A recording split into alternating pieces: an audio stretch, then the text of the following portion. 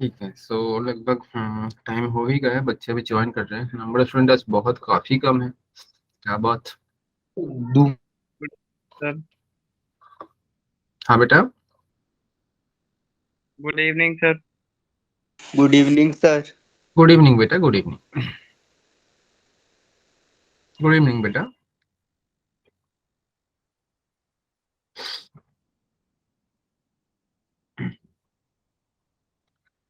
चलो स्टार्ट करते हैं। सो मैं स्क्रीन शेयर कर लेता हूँ पहले।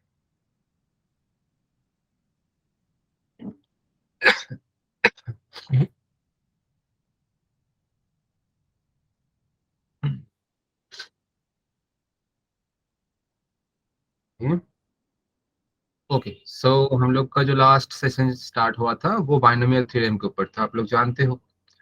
सो उसका ही आज कंटिन्यूएशन में चलेगा। आई होप कि आप कल का क्लास रिवीजन करके आए हो। तो आज जो होगा बेसिकली वो है टॉपिक जनरल टर्म के ऊपर, और इसके ऊपर बहुत सारा, सिर्फ जनरल टर्म नहीं, इसके ऊपर बहुत टाइप के क्वेश्चंस है, और इसमें अंडर भी सब टॉपिक्स आते हैं वो। ठीक है। तो सबने रिवीजन करके आए हो ना? कल का क्लास जो मैंने कराया था बहुत ही बेसिक्स कराया था। बोलो, कल का क्लास सबने देखा है? रिवीजन करके आए हो सब? Yes sir. Yes sir. ठीक है। चलो, तो आज का क्लास स्टार्ट करते हैं। अच्छा, सबसे पहले तो हम देखेंगे कि जो हम लोग का बाइनोमियल थ्योरम था, x प्लस वाई के पावर में n, क्या होता था ये सर? पहले तो sir x to the power n and then nc1 C1 x to the पावर x to n the power good minus n evening 1। Sir. Good evening बेटा। y के पावर 1 nc2 x के पावर n माइनस 2 y के power 2। ऐसे ही करते करते करते करते लास्ट टाइम आ जाता था y के पावर में n। हाँ या ना बोलो। सर। हाँ। अच्छा, तो बेसिकली अब हम क्या करने जाएंगे? जनरल टर्म निकालने जाएंगे। जनरल टर्म मतलब ऐसा एक टर्म जिससे हम, ये इतना सारा टर्म्स है, टोटल n प्लस 1 टर्म्स है, इतने सारे टर्म में से कोई भी एक टर्म को अगर हम पिक करेंगे तो उसको रिप्रेजेंट कर सकते हैं, किसी भी टर्म को वो एक्सप्रेशन से हम रिप्रेजेंट कर सकते हैं। ऐसा एक रिप्रेजेंटेशन हमें लाना है। तो ये कैसे करेंगे फर्स्ट ऑफ ऑल? अच्छा, तो इसके लिए थोड़ा कुछ हमें नोटिस करना होगा, कि थोड़ा देखना होगा कि ये पैटर्न कैसे चल रहा है। हम ऑलरेडी जानते हैं, क्योंकि देखो x to the power n, इसके सामने कुछ नहीं है मतलब 1, मतलब ये वाला 1 को हम लिख सकते थे ना nc0, इसके बाद nc1 है, इसके बाद nc2 है। और अगर आप ये चीज देखोगे, इसके बाद आप नोटिस करो एक चीज, पहला टर्म में, जब पहला टर्म है फर्स्ट टर्म, उसमें c के नीचे आपका 0 आ रहा है। जब आपका सेकेंड टर्म है तब c के नीचे आपका 1 आ रहा है। जब आपका थर्ड टर्म निकालने जा रहे हो, के नीचे आपका 2 आ रहा है। इसका मतलब अगर मैं फोर्थ टर्म निकालने जाऊंगा तो c के नीचे क्या आएगा? 3 3, मतलब और c के नीचे जो आता है बेटा वो थोड़ा एक कम होके चला जाता है। मतलब अगर मैं बोलूं आपको कि मैं एक टर्म लिख रहा हूं NCR, NCR कितने टर्म में आएगा, कौन से टर्म में आएगा? जो कि ये NC2 लिखा था, 2 कौन सा टर्म में आ रहा था? थर्ड टर्म में। तो मैं अगर बोलूं NCR, ये वाला टर्म कौन से टर्म में आएगा कोएफिशिएंट? R+1 R+1, मतलब सर हम बोल सकते हैं R+1 टर्म में one NCR R+1 x to the power n minus r y to the power r आएगा। हाँ या ना? Yes sir. सर। और यही है आपका जनरल टर्म, जिसको हम लिखते हैं R+1 टर्म, जिसको हम रिप्रेजेंट करते हैं किससे? T of R+1 equals to होता है NCR x to the power n minus r, जो कि मैंने पहले भी बोला था। और ये c के नीचे जो होता है वही जाता है y के पावर में, जो कि y to the power r। And this is the formula for general term. आप कोई भी टर्म निकाल लो, उसको इससे आप रिप्रेजेंट कर सकते हो। जैसे मान लेते हैं मैं रिप्रेजेंट करने जा रहा हूं मेरा लास्ट वाला टर्म yn को, तो आप yn को ऐसे लिख सकते हो, देखो NCN x to the power 0 y to the power n। देखो ये वाला यही फॉर्म है, और इसका वैल्यू और इसका वैल्यू दोनों ही सेम है, क्योंकि NCN का वैल्यू 1 हो जाएगा, x टू द पावर 0 का वैल्यू 1 होएगा, और y to the power n का value y to the power n है। तो इन दोनों का value 1, into 1 into y to the power n हो जा रहा है, जो कि y to the power n से इक्वल है। तो आप कोई भी टर्म उठा लो, उसको आप इस फॉर्म में लिख पाओगे, क्योंकि ये जनरल टर्म है। ये बात समझ आया कि नहीं? Yes sir. Yes, sir. Yes sir. तो जनरल टर्म का फॉर्मूला ये बन जाता है आपका कि टी ऑफ आर प्लस 1 से लिखना है। तो मतलब सर, अगर मैं आपको बोलूं, अगर किसी को बोलूं कि आपको x प्लस वाई पावर में 10, इसका ना आपको 7th टर्म निकालना है, तो आप बोलोगे सर T7 निकालेंगे। हाँ बेटा, तो इसको पहले ऐसे लिखेंगे, T7 इक्वल्स टू टी 6+1। 6+1। बहुत खूब। मतलब सर इस केस में r का वैल्यू हो जा रहा है 6, तो फॉर्मूला में क्या बैठेगा, NCR। n का वैल्यू कितना है, 10। 10C 6 x to the power 10 minus 6 4 and y to the power 6, and this is the 7th term of this expansion. समझ आया कि नहीं? Yes sir. Yes, sir. Yes sir. ठीक है। इसके रिलेटेड हम क्या करेंगे, कुछ प्रॉब्लम्स देखेंगे। ठीक है, चलो। तो ये पहला प्रॉब्लम है जो कि, अच्छा, मेंस का क्वेश्चन भी है। ये मेंस में आया था 2019 में, तो अच्छा खासा प्रॉब्लम ही होगा आई गेस। क्वेश्चन क्या बोल रहा है, देखो। बोल रहा है कि if the fourth term in the binomial expansion of this. अब देखो, बाइनोमियल एक्सपांशन कितना बड़ा है। ये टोटल टर्म पहला वाला टर्म है, रूट के अंदर जो है ये सिर्फ पहला टर्म है। रूट ओवर के अंदर है x के पावर में 1/1 प्लस लॉग x के बेस में 10। ये सिर्फ पहला टर्म है। और दूसरा टर्म आपका है x टू द पावर 1/12, इसके पावर में 6। तो बोल रहा है ये टोटल एक्सपांशन का जो फोर्थ टर्म आएगा वो इक्वल्स टू हो जाएगा 200 से। तो आपको निकालना है x का वैल्यू। तो सर फोर्थ टर्म निकालने के लिए हम क्या करेंगे, T4 निकालेंगे। बट उसके पहले ना हमें थोड़ा सिंप्लीफाई करना है। देखो, जो पहला वाला टर्म है अंडर रूट के नीचे, अंडर रूट x के पावर में इतना बड़ा टर्म, इसको थोड़ा सिंप्लीफाई करके छोटा करते हैं। छोटा तो उतना होगा नहीं, बट थोड़ा सिंप्लीफाई करते हैं, क्योंकि इसको लेके हम प्रॉब्लम को बना नहीं सकते हैं। ठीक है, तो क्या दिया है, अंडर रूट के नीचे x के पावर में 1/1 प्लस लॉग x पावर में 10। हाँ या ना बोलो। Yes sir. अब देखो, रूट ओवर का मतलब क्या होता है, पावर में 1/2 जाता है। तो सर मैं तो इसको ऐसे लिख सकता हूँ ना, x के पावर में 1/1 plus log x to the base 10, और इसके टोटल पावर में 1/2, क्योंकि सर रूट था। Yes sir. और इसको मैं ऐसे बोल सकता हूँ ना कि एक्स स्क्वायर के पावर में अगर 6 होता है तो ये पावर मल्टीप्लाई होता है। तो ये सेम चीज इधर भी होगा, ये भी पावर में ये भी पावर में, तो दोनों मल्टीप्लाई होगा। और ये बन जाएगा आपका x के पावर में 1/2 into 1 plus log x to the base 10। हाँ या ना बोलो। Yes sir. ये टोटल टर्म, मतलब ये टोटल जो टर्म मैंने अभी लिखा, ये आपका बन गया x, मतलब कौन से, किसका x, जो x प्लस वाई पावर में n, ये एक्सपांशन का जो x होता है, इस प्रॉब्लम के लिए ये आपका x है। समझ आया कि नहीं? Yes, yes sir. Sir. And y कौन सा है, Yes. x to the power 1/12 है आपका y। तो मुझे निकालना है सर T4, क्योंकि क्वेश्चन में बोला है फोर्थ टर्म के बारे में। तो चलो निकालते हैं T4। तो आपका लिखोगे T3+1। हाँ या ना? Yes sir. तो फॉर्मूला क्या Yes, है, sir. फॉर्मूला थोड़ा लिख लेते हैं। फॉर्मूला था NCR, x to the power n minus r y to the power r। तो इसमें n का वैल्यू कितना है सर, देखो बाहर में 6 है, तो n का वैल्यू 6, तो ये होगा 6 c, r का वैल्यू कितना है 3, एंड देन x का पावर में होगा क्या, n माइनस r। देखो x पावर में n माइनस r, बट इस क्वेश्चन में x का वैल्यू इतना बड़ा है, 6 तो ये आप लिखोगे x के पावर में कितना होगा 1/2 इंटू 1 प्लस लॉग x के बेस में 10। और इसके Yes, पावर sir. में कितना होगा बेटा, इसके पावर में 6 माइनस 3, बाहर 3 हो जाएगा। Yes, sir. ये भी पावर में है, ये भी पावर में है, तो ये दो मल्टीप्लाई होके मैं इसको लिख सकता हूँ ना 3/2। Yes, sir. तो ये हो गया मेरा x के पावर में n माइनस r। फिर दूसरा होता है y to the power r। Sir y मतलब तो x के पावर में कितना है 1/12, इसके पावर में r मतलब सर 3, तो बाहर में 3 हो जाएगा। और यही 3 को मैं अगर अंदर कर देता हूँ तो 3/12 लिख सकता हूँ ना। Sir. Yes, sir.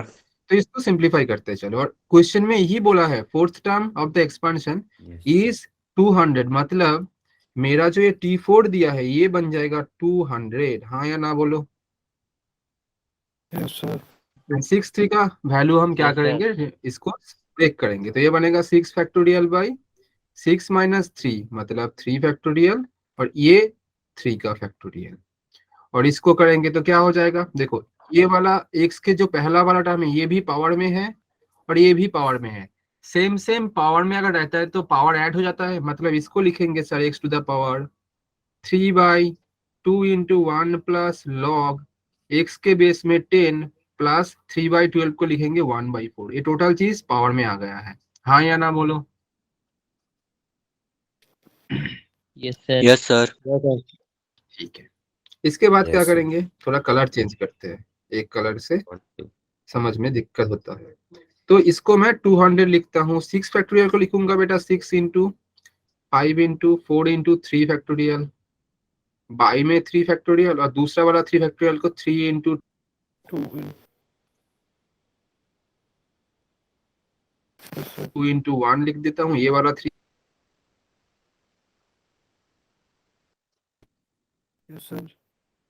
अब Yes, देखो कि नीचे जो 3 है इसके साथ 6 कैंसिल करके 2 होगा, नीचे वाला 2 के साथ 4 कैंसिल करके 2 होगा, तो रहेगा क्या, एक 2 रह रहा है, एक 5 रह रहा है, एक 2 रह रहा है, मतलब सर 20 रह रहा है, और वो वाला 20 को 20 इस वाले 200 से क्रॉस करेंगे तो इसमें सिर्फ 10 रहेगा, समझ आया कि नहीं। Yes, sir. और x का बाकी पोर्शन लिख देते हैं, x टू द पावर क्या हो जाएगा बेटा, ये देखो इसका हम क्या करेंगे एलसीएम कर देंगे एक बार में, तो 2, अच्छा 2 नहीं 4 इंटू 1 प्लस लॉग x के बेस में 10, इधर 2 था तो 4/2 आपका 2 हो जाएगा, और 2 के साथ 3 मल्टीप्लाई होकर ऊपर 6 प्लस 4 4 कैंसिल रहेगा 1 प्लस लॉग x के बेस में 10, ये टोटल आपका एलसीएम करके आ गया है, समझ आया कि नहीं। फाइनली इसमें क्या आ रहा है फिर, सर ये आ रहा है आपका सिर्फ 10 लेफ्ट में, राइट में सिर्फ x के पावर में रहेगा 6 plus 1 7 log x to the base में 10 डिवाइडेड में sir 4 into 1 plus log x to the base में 10, ये टोटल चीज x के पावर में है, हाँ या ना बोलो। Yes, sir. Yes, sir. अब मैं क्या करूंगा, देखो इस स्टेप से ना मैं थोड़ा अलग करूंगा, बोथ साइड में लॉग बेस 10 लेके दो साइड लॉग लूंगा, मतलब इधर log 10 ले लूंगा, इधर log 10 ले लूंगा, और ये 10 तो था ही पहले से, और ये बनेगा आपका x के पावर में,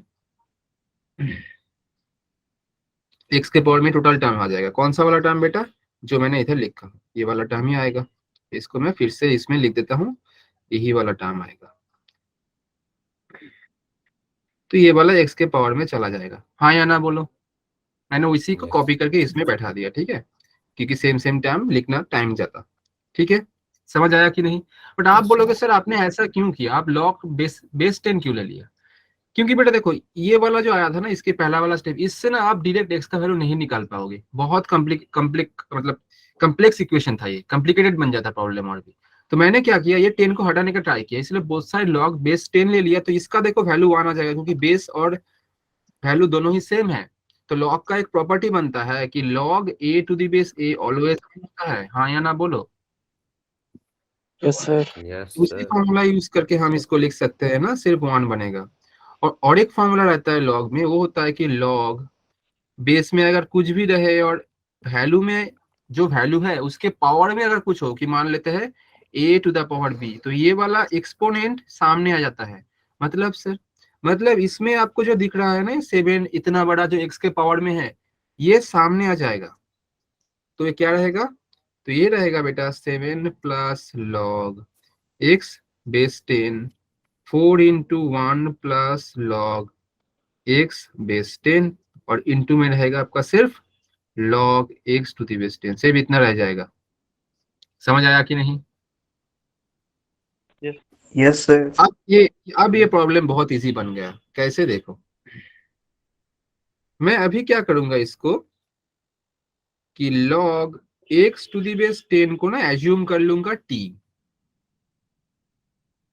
तो ये टोटल इक्वेशन को कैसे लिख सकता हूँ, 1 equals to 7 plus T 4 into 1 plus T into में टी, हाँ या ना बोलो। Yes, Yes, sir. sir. अब क्रॉस मल्टीप्लाई करते हैं तो ये बनेगा 4 इंटू 1 प्लस टी, राइट में रहेगा आपका Yes, sir. 7 plus T into T equals to होगा 7t प्लस टी स्क्वायर। और भी कैलकुलेट करेंगे तो 4 plus 4t 7t plus T square, और इसको राइट में ले जाएंगे तो ये T square plus 7t minus 4t minus 4 equals to 0। And देखो ये बनेगा T square plus 3t minus 4 equals to 0 and T square plus 4t minus T minus 4 equals to 0 and t common लेंगे तो ये t प्लस 4 बनेगा and minus 1 common लेंगे तो t plus 4 equals to 0 and finally t plus 4 common लेंगे तो ये बनेगा t माइनस 1 इक्वल्स टू 0। अब दोनों टर्म का मल्टीप्लिकेशन 0 मतलब t प्लस 4 0 करेंगे तो इधर से आपका आ जाएगा t का वैल्यू माइनस 4, इधर से t का वैल्यू 1। समझ आया कि नहीं? बट मुझे तो t से मतलब नहीं है, मुझे x से मतलब है। अब t आपने जो लिया था उसको बैठाओ, t आपने क्या लिया था, log x to the base 10 assume किया था, तो इसको बैठाओ तो log x to the base 10 equals to minus 4, log x to the base 10 equals to 1। अब log का और एक प्रॉपर्टी आता है बेटा कि log a to the base b equals to, अगर c होता है तो ये जो b होता है और ये जो a होता है ना, ये क्या हो जाएगा, ये a सेपरेट रहता है और ये b c आपका b के पावर में चला जाता है और log हट जाता है। ये चीज इधर भी करेंगे, मतलब सर मतलब ये x इक्वल्स टू बनेगा 10 के पावर में आ जाएगा माइनस 4,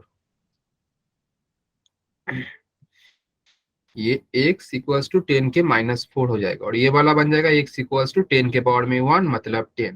मतलब सर दो वैल्यूज आ रहा है, एक आ रहा है 1/10 to the power 4, 10 to the power 4 मतलब 0.1231, मतलब x का एक वैल्यू आ रहा है ये, दूसरा आपका आ रहा है x का वैल्यू 10, हाँ या ना बोलो।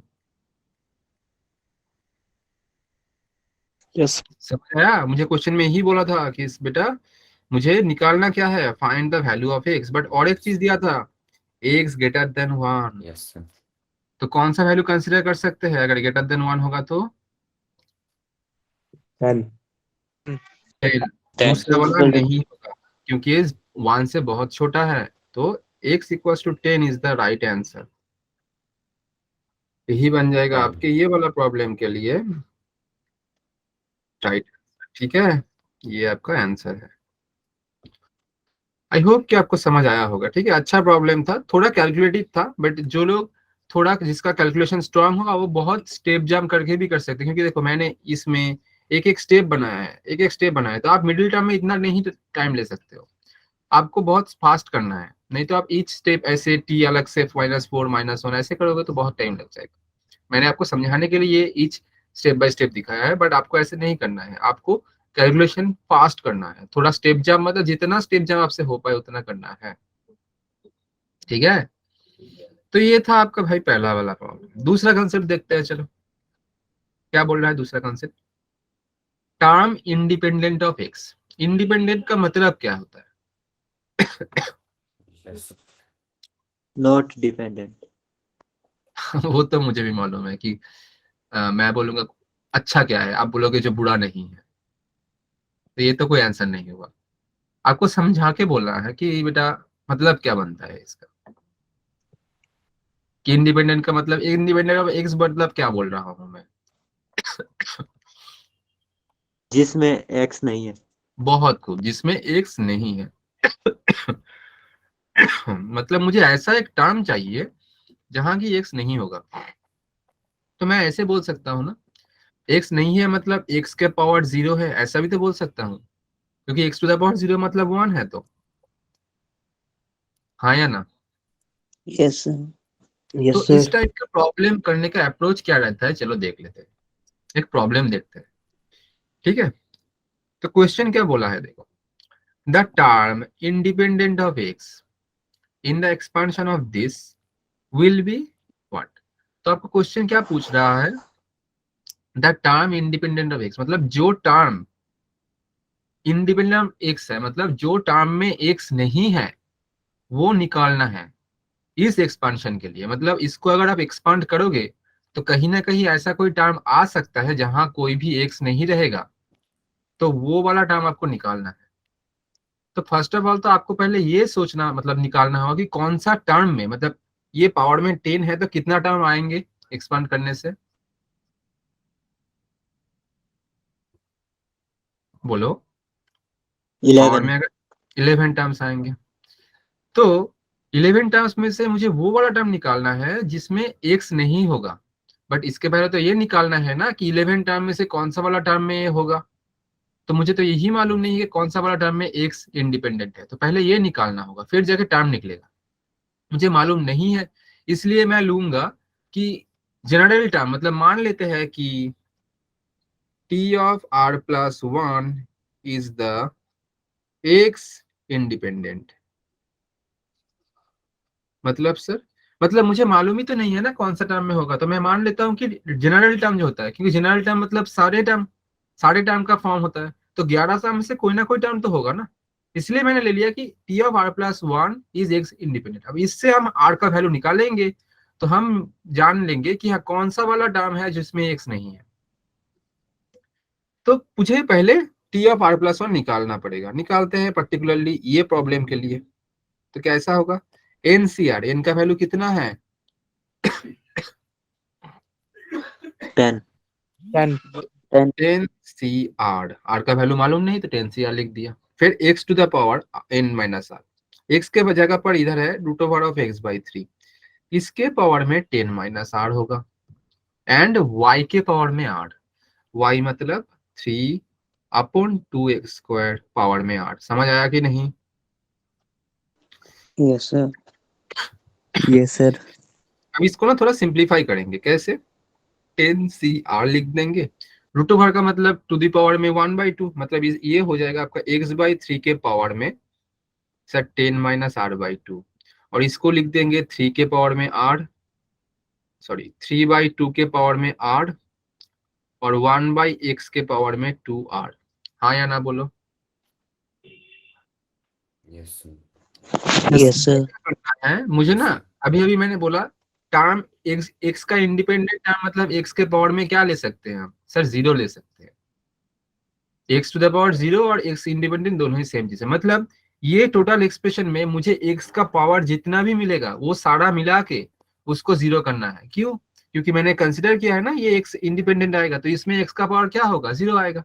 तो मुझे इधर से टोटल एक्सप्रेशन से एक्स का जो पावर आएगा सारे एक्स टर्म को मिला के एक्स का पावर अलग करना है। तो एक्स का जितने टर्म्स है उसको सेपरेट करो, तो ये आएगा सर 10 CR। इधर से आपका आएगा X to the power 10 minus R by 3, 1/3 to the power 10 minus R by 3 को अलग लिखते हैं, सॉरी 3 नहीं, बाई में 2 है, बाई में 2 है, क्योंकि इधर 10 माइनस आर बाई 2 है पावर में।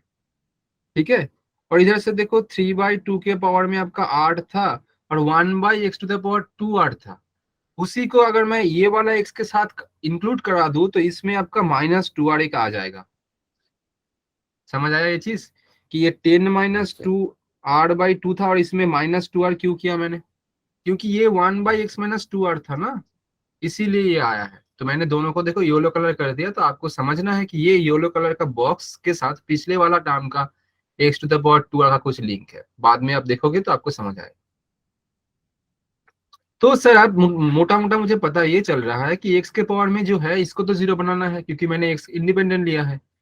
तो आप नेक्स्ट स्टेप में करोगे क्या, 10 minus R by 2 minus 2r equals to 0 बनाओगे।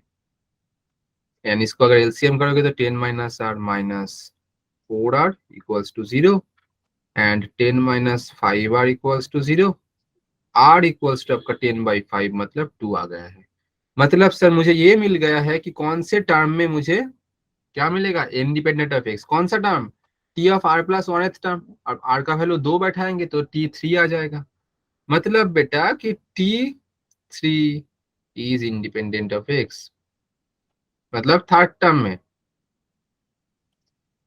इसी से अगर हम क्या करेंगे, इसी चीज में ये वाला में आर की जगह पर अगर 3 बैठा देंगे तो एक्चुअल आंसर जो कि मांग रहा है कि वो टर्म क्या होगा वो निकालना है। तो T3 हो जाएगा आपका 10C, आर का वैल्यू 2। एक्स के पावर में फिर से हम आर नहीं बैठाएंगे, क्यों? एक्स के पावर में, अगर एक्स के पावर में जो है उसमें अगर आर बैठाएंगे तो 0 आ जाएगा ना, क्योंकि उसको मैंने 0 कंसिडर करके ही तो आर निकाला था। तो फिर से उसमें आर बैठाओगे, बैठा सकते हो, बट टाइम वेस्ट है, वो 0 ही आएगा। मतलब x टू द पावर 0 का वैल्यू 1 और बाकी रह गया 1/3 के पावर में 10 minus R by 2। 10 minus R by 2 का वैल्यू कितना आएगा अगर आर का वैल्यू 2 बैठाएंगे तो? देखो 10 माइनस 2 बनता है 8, 8 बाई 2 बनता है 4, मतलब 1/3 के पावर में 4 इंटू में 3/2 के पावर में आर का वैल्यू 2, मतलब फाइनली बन जा रहा है 10C2, मतलब फैक्टोरियल 10/10 माइनस 2 मतलब 8 factorial into 2 factorial 1/3 to the power 4, और इधर देखो 3/2 का होल स्क्वायर है, मतलब 3 स्क्वायर हो जाएगा उधर से ऊपर में, तो ये बन जाएगा 1/3 स्क्वायर इंटू में 1/2 स्क्वायर। हाँ या ना बोलो? Yes, sir. Yes, and sir. देखो 10 फैक्टोरियल को इसको ब्रेक करेंगे, 10 factorial by 8 factorial into 2 factorial कैसे करेंगे? 10 into 9 into 8 factorial by 8 factorial into 2 factorial का 2 लिखेंगे, ये तो कैंसिल हो जाएगा, एंड 2 को क्रॉस करेंगे 10 के साथ, तो 5 9 जा 45। इंटी में क्या आ जाएगा इधर से? हाँ या ना? 1/9। Yes, sir. 1/9, और इसका आ जाएगा आपका 1/4. 1/4। 9 से कैंसिल होके 5, एंड आपका फाइनल आंसर बन जा रहा है 5/4, जो कि आपका T3 मतलब थर्ड टर्म है, जो कि देखो आप इसमें कुछ एक्स भी नहीं है। तो आंसर देखो, मतलब ऑप्शंस देखो, 5/4 आपका आ रहा है ऑप्शन सी में। C. ठीक है, Yes, sir. Yes, sir. I hope आपको समझ आया होगा ये problem, right? Yes, sir. Yes, sir. चलो दूसरा एक प्रॉब्लम Yes, करते हैं sir. जो कि इंपॉर्टेंट प्रॉब्लम है, और ये जेई मेंस का प्रॉब्लम है, 2019 जेई मेंस का आया था। तो देखो कुछ तो अलग होना चाहिए थोड़ा, जो मतलब चीज सेम ही रहेगा, बट कंसेप्ट आप यूज करना है। क्वेश्चन क्या बोल रहा है? The positive value of lambda, मतलब आपको लैम्डा का पॉजिटिव वैल्यू चाहिए, for which the coefficient of X square in the expansion of this, X square बाहर में है, उसके साथ root over of X plus lambda by X square to the power 10 is 720। मतलब बोल रहा है ये जो आपको एक्सप्रेशन दिया है, इसको अगर आप एक्सपांड करोगे, उसमें जहां एक्स स्क्वायर मिलेगा, मतलब जो वाला टर्म में एक्स स्क्वायर मिलेगा, उसका जो कोएफिशिएंट है वो 720 बनेगा लैम्डा का कौन सा वैल्यू के लिए। फर्स्ट में तो मुझे ये चीज समझना है कि इसको अच्छे से देखो, पहला वाला प्रॉब्लम और इसके बाद प्रॉब्लम में डिफरेंस क्या है। इसमें बाहर में एक एक्स स्क्वायर दे दिया है, तो मैं ना इसको ऐसे सोचता हूँ, एक्स स्क्वायर एक अलग टर्म सोचो आप, और root over of X plus lambda by X square power में 10 ये अलग टर्म सोचो। मुझे ये इन दोनों का जो मल्टीप्लीकेशन है, इसका एक्सप्रेशन में एक्स स्क्वायर का क्या चाहिए? कोएफिशिएंट चाहिए। अब एक चीज सोचो, ये जो टर्म है, देखो एक्स स्क्वायर को लेकर कोई प्रॉब्लम नहीं है, क्योंकि वो सिर्फ एक ही टर्म है, single term x square, but ये एक एक्सप्रेशन है। तो मैं क्या करूंगा, इसका इंडिपेंडेंट ऑफ एक्स निकालूंगा, मतलब मैं इस एक्सप्रेशन में वो वाला टर्म निकालूंगा जहां कोई एक्स नहीं रहेगा, और एक्स इंडिपेंडेंट ऑफ एक्स मतलब एक्स के पावर में 0, और उसी टर्म के साथ जब ये एक्स स्क्वायर मल्टीप्लाई हो जाएगा, तब टोटल एक्सप्रेशन का कोएफिशिएंट बनेगा आपका एक्स स्क्वायर, मतलब टोटल जो टर्म बन जाएगा वो बन जाएगा एक्स स्क्वायर के टर्म, और उसका ही कोएफिशिएंट आएगा आपका क्या? Coefficient of X square. मेरा बात समझ आया मैं क्या बोल रहा हूँ? कि मुझे Yes, sir. Yes, X to sir. The power 0 का निकालना है इससे, Yes. और वो टर्म के साथ जब एक्स स्क्वायर मल्टीप्लाई होगा, आप बोलोगे सर एक्स स्क्वायर क्यों मल्टीप्लाई करना है? क्योंकि एक्चुअल टर्म में तो देखो एक्स स्क्वायर बाहर मल्टीप्लाई है ना, तो आप इसको जब एक्सपांड करोगे और उस टर्म में जो वाला टर्म में एक्स का कोई भी वैल्यू नहीं है, उसके साथ जब एक्स स्क्वायर मल्टीप्लाई होगा, वही बनेगा ये टोटल एक्सप्रेशन का एक्स स्क्वायर का कोएफिशिएंट। तो मुझे पहले निकालना है independent of x for this term, for this expression. अब इंडिपेंडेंट ऑफ एक्स निकालने का अभी तरीका दिखाया, हम जानते नहीं है कौन से वाले के लिए निकलेगा, तो मुझे क्या करना है, मुझे जनरल टर्म को समझना है कि इंडिपेंडेंट ऑफ एक्स आएगा। तो जनरल टर्म निकालो पहले, टी ऑफ आर प्लस 1 क्या आएगा? NCR. General term for which? General term for only root over of X plus lambda by X square to the power 10, इसके लिए total X square into A वाला के लिए नहीं, मैं सिर्फ इंडिपेंडेंट ऑफ एक्स किसका पर निकाल रहा हूँ, ये वाला एक्सप्रेशन का। तो क्या हो जाएगा एनसीआर, तो सर 10CR, क्योंकि n का वैल्यू 10 है, NCR then X to the power n minus R, X का वैल्यू कितना है इसमें, रूट ओवर ऑफ एक्स है 10 माइनस आर एंड y के पावर में r, y का वैल्यू क्या है लैम्डा बाई एक्स स्क्वायर, तो लैम्डा बाई एक्स स्क्वायर ये टोटल के पावर में कितना होगा r होगा। अभी सेम चीज आपको जितना भी x का टर्म आएगा उसको एक साथ लो, तो मैं कर देता हूँ, ये आपका इधर से आएगा, देखो x के पावर में 10 माइनस r बाई 2, थोड़ा बड़ा करते हैं नहीं तो ये समझ नहीं पाएंगे, ठीक है। ये आएगा x के पावर में 10 माइनस r बाई 2, और इधर से देखो लैम्डा के पावर में r आएगा और 1 बाई एक्स स्क्वायर है उसके पावर में r, मतलब 1 by X to the power 2r, वही चीज इधर माइनस में चला जाएगा क्योंकि 1 बाई फॉर्म में है, तो इधर करेंगे तो 2r आ जाएगा माइनस में और लैम्डा के पावर में r। समझ आया ये चीज, मैंने माइनस 2r क्यों किया, मैं ये मार्क कर देता हूँ कि ये एक्स स्क्वायर का जो आएगा इधर से आएगा, तो इसीलिए इधर एक 2r कर दिया मैंने।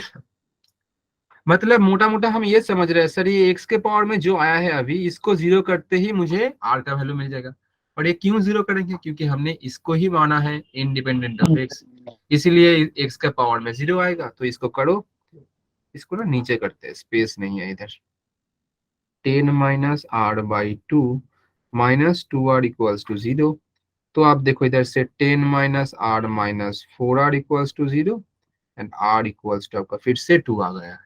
मतलब सर मुझे जो समझ आ रहा है कि T3 r का वैल्यू 2 बैठा होगा तो T3 आएगा आपका ऐसा टर्म जो कि ये वाला एक्सप्रेशन मतलब x plus lambda by X square का टर्म इंडिपेंडेंट ऑफ x है, मतलब ये T3 के साथ जब एक्स स्क्वायर मल्टीप्लाई होगा तब टोटल एक्सप्रेशन का कोएफिशिएंट हो जाएगा, मतलब एक्सप्रेशन बन जाएगा एक्स स्क्वायर का और उसका कोएफिशिएंट बनेगा एक्स स्क्वायर का कोएफिशिएंट। समझ आया मेरा बात।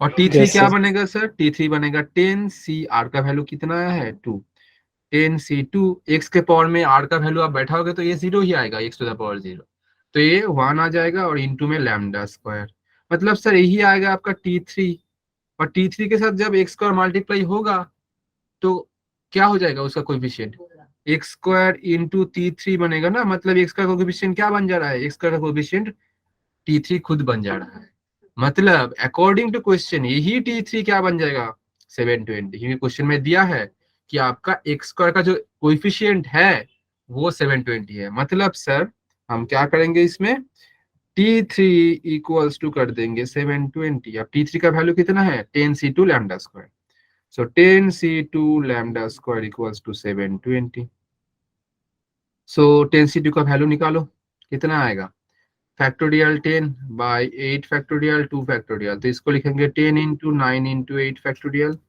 बाई 8 फैक्टोरियल इंटू 2 फैक्टोरियल, 8 8 क्या 45 सो 2 को हाँ बहुत खूब 45, ठीक है। तो आपका लैम्डा स्क्वायर इधर से आ जाएगा 720 बाई 45, 5 से करेंगे तो 1 4 जा 20 4 जा 25 9 जा 10। अब देखो लैम्डा बोला था पॉजिटिव निकालना है, कौन सा पॉजिटिव लैम्डा के लिए, तो नेगेटिव वाला नहीं लेंगे, lambda equals to only plus under root, नहीं तो प्लस माइनस आता, स्क्वायर था प्लस माइनस आता, बट पॉजिटिव बोला था इसलिए नेगेटिव नहीं लिया, दिस एंड 144 किसका रूट होता है 12 का, 9 होता है 3 का, तो 3/12 जो कि आपका 4, so lambda equals to 4, this is the only value, यही आपका आंसर है। तो क्वेश्चन आंसर होगा ऑप्शन ए। समझ आया है।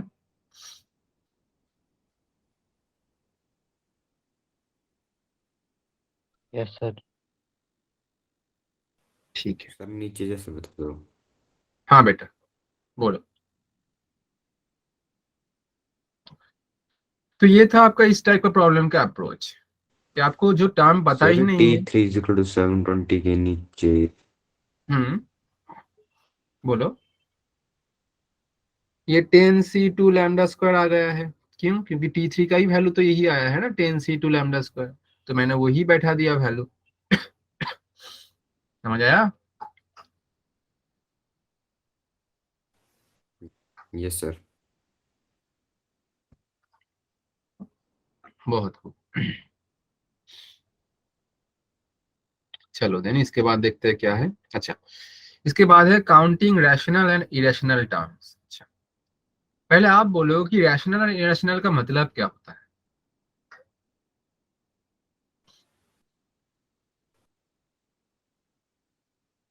जो P तो upon K रैशनल के नंबर फॉर्म होते हैं जो में। P अपॉन Q के फॉर्म में लिखे जा सके। बहुत खूब। तो अगर मैं बोलूँ आपको कि √3 रैशनल है या इरेशनल? Sir irrational. Irrational. क्यों? मैं तो √3 को लिख सकता हूँ ना, √3/1, तो P/Q तो हो गया बेटा। Q does not equal to 0. क्योंकि सर ये नॉन टर्मिनेटिंग नॉन रिपीटिंग है। हाँ, अच्छा, इसको और प्रिसाइजली हम बोलेंगे तो P/Q तो होगा। P/Q क्या होता है? P/Q फॉर्म में रैशनल होता है, बट P एंड Q दोनों ही क्या Q होना does चाहिए? not equal to 0. Q तो 0 इसमें भी नहीं है, फिर तो ये होना चाहिए आपका रैशनल, बट ये रैशनल नहीं होगा। P एंड Q आपका क्या होना चाहिए बेटा? P and Q both should be integer. आप देखो √3 इंटीजर नंबर नहीं है, Q तो आपका नॉट इक्वल्स टू 0 ही है, बट इंटीजर भी है, बट P आपका इंटीजर नहीं है, इसीलिए आप क्या नहीं होगा, ये रैशनल नहीं होगा। ठीक है, ये तो गया रैशनल इरेशनल का कंसेप्ट। बट ये क्वेश्चन में हमें जरूरत क्या पड़ेगा? मैं आपको एक टर्म दे रहा हूँ, मान लेते हैं 3 के पावर में 1/5, ये इरेशनल टर्म है, राइट? हाँ या ना? Yes, sir. बट अगर मैं आपको बोलूँ 32 के पावर में 1/5, ये क्या होगा, इरेशनल होगा या रैशनल? Irrational. रैशनल। अच्छा, रैशनल क्यों होगा? सर इसकी वैल्यू 2 होगी। हाँ, मतलब सर अगर पावर में सिर्फ मुझे फ्रैक्शन दिख जाए, इसका मतलब ये नहीं है कि वो रैशनल होगा या इरेशनल, इसका मतलब ये नहीं है। वो अंदर के वैल्यू के ऊपर भी डिपेंड करता है। कैसे? क्योंकि 32 को लिख सकते हैं 2⁵ एंड ये 1/5, बट ये 5 कैंसिल होकर सिर्फ 2 बनेगा जो कि रैशनल है। मतलब सर एक टर्म का वैल्यू रैशनल होगा या इरेशनल होगा, और दो चीज के ऊपर डिपेंड करता है, एक तो उसका वैल्यू क्या है और उसके एक्सपोनेंट में क्या है। समझ आया या नहीं? Yes Yes, sir. sir. इसी चीज को हम, इसी कंसेप्ट को हम यूज करेंगे। तो पहला प्रॉब्लम देख लेते हैं। क्वेश्चन क्या बोला है? क्वेश्चन बोल रहा है आपको the sum of all rational terms, rational याद रखना, रैशनल टर्म लेना है, इन द एक्सपांशन ऑफ, ये वाला टर्म आप देखो, 3 के पावर में 1/5 जो कि इरेशनल है, 2 के पावर में 1/3 जो कि रैशनल है, इसके पावर में 15 है, इज व्हाट? मतलब आपको ये एक्सपांशन में जितना रैशनल टर्म्स आएंगे उसके सम निकालना है। पहले तो हमें इसके पहले तो ये निकालना होगा ना कि रैशनल टर्म्स कौन कौन सा आएगा। टर्म्स ही नहीं पता चलेगा तो निकालेंगे कैसे? तो पहले निकालना होगा कि टर्म्स कौन सा आएगा। तो हमें मालूम ही नहीं कि कौन सा टर्म में आएगा, तो हम पहले ये मान लेते हैं कि ये जनरल टर्म, मतलब T(r+1) जो होता है वही टर्म मेरा आएगा रैशनल टर्म। तो पहले जनरल टर्म निकाल लेते हैं। T(r+1) जो कि NCR मतलब 15CR, x⁻r मतलब 3 के पावर में 1/5, इसके पावर में 15 - r, एंड 2 के पावर में 1/3, इसके पावर में r। एंड इसको थोड़ा अगर सिंप्लीफाई करेंगे तो लिख सकते हैं 15CR 3 के पावर में 15 - r/5 एंड 2 के पावर में r/3। हाँ या ना बोलो? Yes, sir. अब देखो यस ये सर। टोटल टर्म को क्या होना चाहिए, रैशनल होना चाहिए। अब मुझे ना ये थोड़ा समझना है, इस चीज को अच्छे से समझो। देखो दो टर्म जब रहता है, देखो इधर दो टर्म है, एक तो पहला वाला 3 का, दूसरा वाला 2 का, दोनों में ही r है। तो अगर मैं बोलता हूँ कि एक टर्म लेते हैं 43, ये एक रैशनल टर्म है, बट इसके साथ अगर एक इरेशनल टर्म मल्टीप्लिकेशन में आ जाएगा तो टोटल टर्म क्या हो जाएगा, इरेशनल हो जाएगा। तो सर मैं ये बोलने का कोशिश कर रहा हूँ, ये टोटल टर्म में आपको दो टर्म अलग अलग है, जिसमें आप बोल सकते हो कि इसको मैं रैशनल बनाऊंगा तो इसको रैशनल बनाना है, दोनों को ही रैशनल होना है। कोई एक अगर इरेशनल हो जाएगा तो ये टोटल टर्म इरेशनल बन जाएगा। पहला चीज तो ये है, समझ आया? Yes, Yes, sir. sir. दूसरा चीज, मुझे आर यस का सर। वैल्यू ऐसे लेना है। अब बोलो आर का पॉसिबल वैल्यूज क्या हो सकता है? आर का पॉसिबल वैल्यूज मुझे इधर से पता चलेगा। 15, मतलब 0 to 15 कुछ भी हो सकता है आर का पॉसिबल वैल्यूज, क्योंकि मैक्सिमम टर्म कितना हो सकता है, मैक्सिमम 16 टर्म हो सकता है, और आर का वैल्यू 15 लेने से टी ऑफ आर प्लस 1 बनेगा आपका 16, मतलब वही लास्ट वैल्यू हो सकता है। आप बोलोगे सर आर का वैल्यू 50 लेंगे, नहीं होगा बेटा, क्योंकि ये मैक्सिमम 16 टर्म्स ही एग्जिस्ट करेगा इसमें। तो आर का वैल्यू हो सकता है मैक्सिमम 15, लोएस्ट हो सकता है 0, ये समझ आया। इसी में से आपको निकालना है पर्टिकुलरली कौन सा आर के लिए, ये वाला 15 minus R by 5 and R by 3 दोनों ही आपका क्या बन जाएगा, एक होल नंबर बन जाएगा। अब इस चीज को बहुत अच्छे से समझते हैं। देखो 15 माइनस आर को पहले क्या होना चाहिए, 5 का मल्टीपल होना चाहिए, फिर जाके ये क्या बन जाएगा, इंटीजर। जैसे कि आप बोल सकते हो 15 माइनस आर अगर 10 बनेगा तो चलेगा, क्योंकि 10 बाई 5 2 हो जाता है, 15 बनेगा तो भी चलेगा, 15 बाई 5 3 हो जाता है। आप बोलोगे सर 8 होगा तो क्या प्रॉब्लम होगा, देखो 8 बाई 5 क्या बन जाएगा, फ्रैक्शनल आ जाएगा। समझ आ रहा है मेरा बात, सर मतलब यस सर 15 माइनस आर का वैल्यू 5 के मल्टीपल होना चाहिए। बट सर सिर्फ उससे काम नहीं बनेगा, मुझे तो दूसरा वाला टर्म भी देखना है, क्योंकि देखो 15 माइनस आर का वैल्यू अगर मान लेते हैं 10 ले लूंगा मैं, 15 माइनस आर का वैल्यू मैं 10 लूंगा, उससे तो 3 के पावर में जो है वो आपका रैशनल बन जाएगा। क्यों, 10 बाई 5, तो इधर से आर का वैल्यू निकालोगे तो आर 5 आ रहा है, तो दूसरे में तो आर वही बैठाना पड़ेगा ना, आप जो वाला इसमें ले रहे हो। तो दूसरे में अगर आर का वैल्यू 5 बैठाओगे तो 5/3 आपका फिर से रैशनल बन जा रहा है। मतलब आपको ऐसे लेना है कि दोनों ही टर्म्स रैशनल बने। बात समझ रहे हो, 0 बहुत खूब। सर 0 एक आएगा, यस दूसरा सर वाला आएगा, दूसरा कौन सा आएगा, दूसरा 15 15 15। बट इसको समझना है कि कैसे निकाल रहे हैं। आपको देखना है नीचे क्या है, नीचे 5 बैठा है और 3 बैठा है, इन दोनों का एलसीएम लेना है। 5 और 3 का एलसीएम होता है 15, तो आपको जो लेना है वो 15 का मल्टीपल में आएगा। ऐसे सोचना है, हिच एंड ट्रायल करने बैठोगे तो 15 टर्म्स, इतना ज्यादा टर्म्स को लेना पड़ेगा, तो आपको लेना है मल्टीपल ऑफ 15। अब 0 से 15 के बीच में मल्टीपल ऑफ 15 दो ही है, एक 0 खुद और 15। सर 0 कैसे 15 का मल्टीपल हो रहा है, बेटा 15 के साथ अगर 0 मल्टीप्लाई कर दोगे तो 0 ना बनेगा, और 15 के साथ अगर 1 मल्टीप्लाई करोगे तो 15 ना बनेगा, तो 15 and 0 both are multiple of 15। तो यही दो वैल्यू है जिसके साथ आप आर का वैल्यू लोगे तो दोनों ही टर्म में आपका रैशनल मिलेगा। आप बैठा के देखो, आर 0 बैठाओगे तो 15 माइनस 0 15 होता है, 15 बाई 5 3 बनेगा, जो कि 3 के पावर में 3 एक रैशनल टर्म। एंड आप आर का वैल्यू 15 लोगे तो 15 बाई 3 5 बनेगा, जो कि आपका हो जाएगा, 0 भी लो हो जाएगा। मतलब सर दो ही वैल्यू, मतलब दो ही टर्म्स ऐसा आ रहा है, कौन सा, एक आर इक्वल्स टू 0, दूसरा आर इक्वल्स टू 15। ये बात समझ आया कि नहीं। सर यस सर और इसको ही हम क्या करेंगे, निकालेंगे। तो टी ऑफ आर प्लस 1 निकालो, 0 के लिए हो जाएगा 0 प्लस 1 मतलब T1। यही चीज में आप 1 बैठा दो, मतलब सॉरी आर का वैल्यू 0 बैठा दो, तो ये बन जाएगा 15 C0, 3 के पावर में आ जाएगा 15 माइनस 0 मतलब 15 बाई 5 3, और 2 के पावर में आर का वैल्यू 0 बैठाओगे तो ये 2 टू द पावर 0, तो ये आपका आ जा रहा है 3 क्यूब, जो कि हो जाएगा 27, मतलब T1 का वैल्यू 27।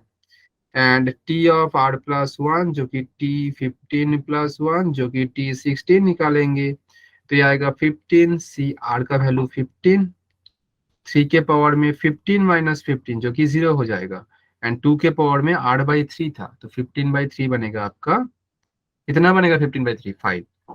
तो ये वाला भी 1, 3 के पावर में 0 भी 1, तो 2 टू द पावर 5 आपका आ जा रहा है 32, जो कि आपका T16 का वैल्यू है। तो आपका दो ही टर्म आ गया है, T1 एंड T16। इसको ऐड करो, क्योंकि क्वेश्चन में पूछा था some of the rational terms. So T1 plus T16 आपका आ जाएगा 12 वाला 27 प्लस 32, 7 प्लस 2 9, 3 प्लस 2 5, इतना आ रहा है ऑप्शन में। हाँ, ऑप्शन बी आप देखो 59 है। समझ आया कि नहीं। Yes sir. यस सर ठीक है, बहुत अच्छा। इसके बाद जो कंसेप्ट आता है वो आता है आपका टर्म फ्रॉम द एंड। मतलब क्या हो रहा है इसका, समझते हैं। मेरा जो बाइनोमियल एक्सपांशन था x प्लस वाई, मान लेते हैं 10, इसमें नंबर ऑफ टर्म्स कितना आएंगे, 7 11 11। मतलब मैं जस्ट निकला 1 2 3 4 5 6 7 8 9 10 11। मैं आप क्वेश्चन में बोल दे रहा हूँ कि आपको ना फोर्थ टर्म निकालना है फ्रॉम एंड, लास्ट में से फोर्थ टर्म निकालना है। मतलब सर 1 2 3 4 मुझे एथ टर्म निकालना है। तो आप बोलोगे सर ये तो मैं इजीली कर दूंगा ऐसे लिख के, मुझे अब T8 निकालना है। अब देखो जो मैं बोल रहा हूँ फोर्थ टर्म फ्रॉम एंड, देखो जो टर्म फ्रॉम एंड आएगा फोर्थ, 7 + 1 हाँ वो तो है, बट 7 कहाँ से आ जा रहा है, इसमें तो 7 का कुछ रिलेशन ही नहीं है, इधर तो 10 दिया था। तो ऐसे नहीं सोचना है इस चीज को। मैं बोलना क्या चाह रहा हूँ आपको कि मैं तो ऐसे कर सकता हूँ, बट अगर मैं जो कुछ बड़ा नंबर दे दूंगा, मान लेते हैं x प्लस वाई के पावर में 135, और मैं आपको बोल रहा हूँ 59th टर्म फ्रॉम एंड, तो आप फंस जाओगे, ऐसे नहीं कर सकते, 136 ऐसे लिख के नहीं कर सकते। तो इस केस में कैसे करेंगे, तो एक छोटा सा एग्जांपल पहले देखते हैं तो आपको समझ आ जाएगा। अच्छा क्वेश्चन है, ठीक है, क्वेश्चन बाद में करते हैं, पहले कंसेप्ट समझते हैं। मैं x प्लस वाई के पावर में 3 निकालूंगा, आपको बोलना है नॉर्मल फॉर्मूला नहीं, आपको कौन सा वाला बोलना है, आपको बोलना है जो बाइनोमियल एक्सपेंशन होता है उससे बोलना है आपको। बोलो क्या होगा इसका। raised to power x cube then nc1 x square y square y1 nc2 x XY2 y square and finally y3। हाँ या ना बोलो। मैं आपको बोल रहा हूँ इसी क्वेश्चन में, मतलब मान लेते हैं वो वाला बड़ा था, जो लॉजिक मैं दिखाऊंगा ये बड़ा क्वेश्चन में भी आ जाए, मतलब बड़ा एक्सपेंशन में भी काम आएगा, लॉजिक समझो। मैं आपको बोल रहा हूँ कि इसमें आप क्या करोगे, फ्रॉम एंड सेकेंड टर्म निकालो, लास्ट में से सेकेंड टर्म निकालो। आप इजीली बोल दोगे सर ये वाला हो जाएगा, हाँ बेटा। तो इसको कैसे निकाल सकते हैं, लास्ट में से जो आएगा उसका काउंट मैं फास्ट में से कैसे कर सकता हूँ, क्योंकि लास्ट में से करेंगे तो वो फास्ट में से सेम नहीं आएगा। जैसे कि इस वाला में देख पा रहे थे आप कि फोर्थ फ्रॉम द एंड आ रहा था, पहले का था T8, मतलब पहले से अगर काउंट करते तो 8 वाला टर्म आ रहा था, तो दो का काउंटिंग अलग है। तो मैं ऐसा क्या करूं कि जो लास्ट में से आ रहा है उसका काउंट फास्ट में से हो जाए। तो मैं ना इसको रिवर्स करके लिखूंगा, मैं y की जगह पर x दूंगा और x की जगह पर y दूंगा, तो ये बनेगा आपका y प्लस x के पावर में 3, और इसको आप बोलोगे इन इसका एक्सपांशन एनसीआर, मतलब कि बाइनोमियल एक्सपेंशन में बोलोगे आप, कितना y आएगा cube y cube plus nc1 हाँ y square x1 nc2 nc2 y1 x square and x cube. हाँ या ना बोलो। sir अब ये चीज अब नोटिस करो, जो वाला मैंने बोला था कि इस एक्सपेंशन का सेकेंड टर्म फ्रॉम एंड वही है इस टर्म का, इस एक्सपेंशन का सेकेंड टर्म फ्रॉम स्टार्टिंग। देखो यही वाला है, ये वाला टर्म, दोनों ही सेम टर्म है।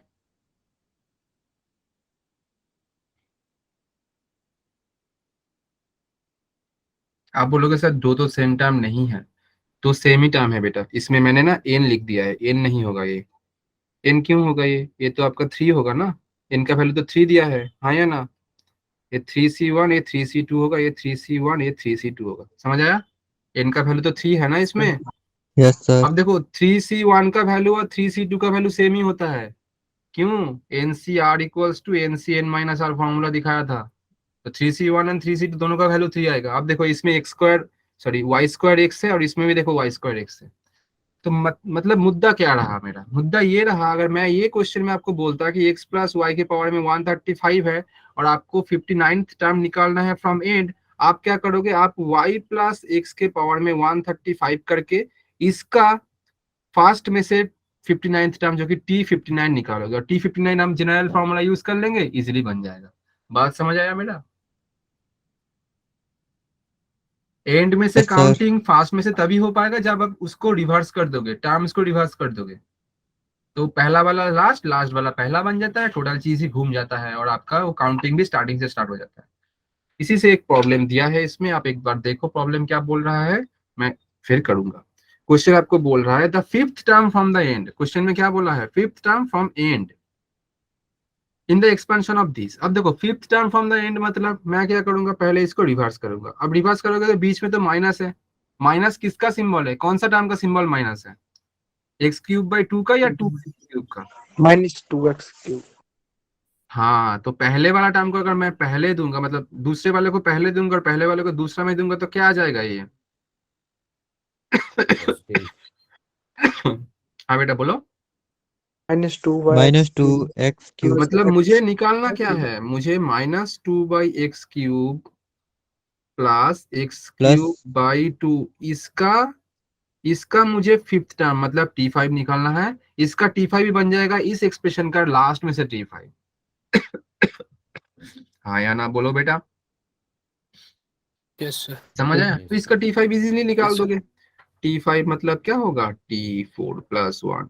तो एनसीआर मतलब 9c4। अब x मतलब सर 2/x³ के पावर में 9 - 4 5, एंड y जो कि आपका x³/2 पावर में आपका बनेगा 4। एंड इसको अगर आप करोगे तो आपका आ जाएगा, थोड़ा छोटा करके करते हैं, स्पेस ज्यादा नहीं है। 9c4 कितना आएगा? 9 factorial by 9 - 4 5 factorial into 4 factorial. तो ये आ जाएगा आपका 9 into 8 into 7 into 6 by 4 factorial. मैंने 5 लिखा नहीं क्योंकि 5 फैक्टोरियल कैंसिल हो जा रहा है।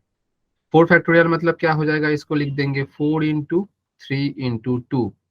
तो 4 के साथ 8 2 हो जाएगा, 3 के साथ 9 आपका 3 हो जाएगा, 2 के साथ 2 कैंसिल, मतलब इधर रहा 3 7 और 6। सो 3 इंटू 7 इंटू 6। हाँ या ना बोलो। इधर है आपका -2 के पावर में 5, और ये है 1/x⁵ इंटू 3 15, और ये है x⁻12/2⁴। हाँ या ना बोलो। Yes. Yes, sir. एंड देखो ये आपका बन जाएगा 3 7 जा 21, 21 के साथ 6 कितना हो जाएगा? कोई बोलो। 126। 126। एंड इसके साथ 32 का माइनस आएगा ये, क्योंकि माइनस में ऊपर में ऑड पावर है, तो -32, और नीचे आपका है 2⁴ मतलब 16। हाँ या ना बोलो। 16 के साथ 32 जाएगा तो 2, और इधर देखो x⁻12/x⁻15, तो कितना आ जाएगा? ये आ जाएगा 1/x³। हाँ या ना बोलो। Yes, sir. Yes, sir. ठीक किया या गलत कर दिया कुछ? अच्छा, तो ये आ गया आपका -126 इंटू में 2, तो -252/x³। तो बेटा यही आएगा आपका आंसर, अगर मैंने गलती नहीं किया है तो। इसमें कुछ ये नहीं है, ऑप्शंस नहीं है, तो आगे से यही ठीक होगा। ठीक है, आप चाहो तो एक बार कर सकते हो, अगर कैलकुलेशन गलत नहीं होगा तो यही होगा। थोड़ा हो सकता है कि मल्टीप्लिकेशन में मिस्टेक हो जाए, फिर भी मैं देख रहा हूँ। 3 इंटू 7 21 इंटू 6 126 -2 के पावर में 5, तो 32, एंड इधर आपका 2⁴ 16 एंड 126। ठीक ही है, ठीक ही लग रहा है। -252/x³। ठीक है बेटा, तो यही आपका आंसर आ जाएगा। ठीक है, Sir. Yes, sir. Sir. समझ आ गया सबको? Yes. Yes, sir. अच्छा चलो दूसरा वाला देख लेते हैं। दूसरा वाला बोल रहा है प्रोडक्ट ऑफ 2 एक्सपांशंस। ये सब ना ऐसा चीज है कि आपको ये थ्रू प्रॉब्लम ही समझ आएगा, आप नॉर्मली करोगे तो समझ नहीं आएगा चीज को। प्रोडक्ट ऑफ 2 एक्सपेंशन मतलब दो ऐसा टर्म दिया है, और इसका एक्सपांशन में आपको x⁻n का कोएफिशिएंट निकालना है। मतलब जो पहला एक प्रॉब्लम था x² बाहर था, उसके साथ कुछ था, इसमें भी वही चीज आएगा। आप देखो इधर एक 1 + x है, इसको कुछ कर ही नहीं सकते, तो इसको एज इट इज आप रखो। और ये 1 - x के पावर में कितना है? 1 - x के पावर में, सॉरी, 1 - x N. के पावर में n है, राइट। तो देखो आपको क्या निकालना है? टोटल इस एक्सप्रेशन का x⁻n निकालना है। मतलब आपको इधर से दो चीज निकालना है।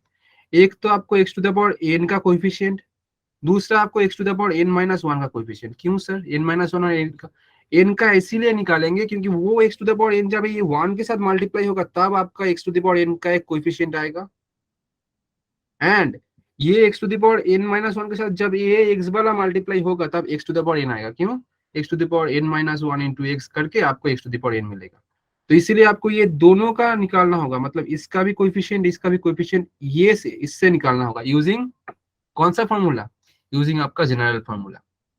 निकालने के बाद उन दोनों को आपको ऐड करना है। अगर माइनस में आएगा तो प्लस माइनस अल्टीमेटली माइनस बनेगा, और उसको ऐड करने के बाद आपको एक्चुअल आंसर आएगा। चीज समझ आया? तो ऐसे और भी टर्म्स रह सकता है इसमें, बाद बाहर ये 2 टर्म का था, 3-4 टर्म ही रह 3-4 टर्म तो 4 टर्म तो नहीं रहेगा, 3 टर्म रह सकता है, ठीक है। तो ये वाला तो मैं करूंगा नहीं, ये वाला आपके लिए होमवर्क दे रहा हूँ, बट आपको चीज समझा दिया हूँ मैंने कैसे करोगे आप, इसको आपको करना है होमवर्क में, ठीक है। तो ये ऐसे होमवर्क आपका रहेगा।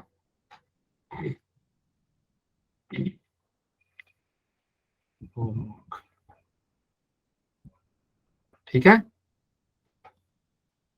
yes, तो समझ आया, तो यही था आज का सेशन, लगभग आई गेस टाइम भी हो गया है, कोई नहीं चलो, तो टाइम टाइम में ही हो गया अच्छा कंप्लीट।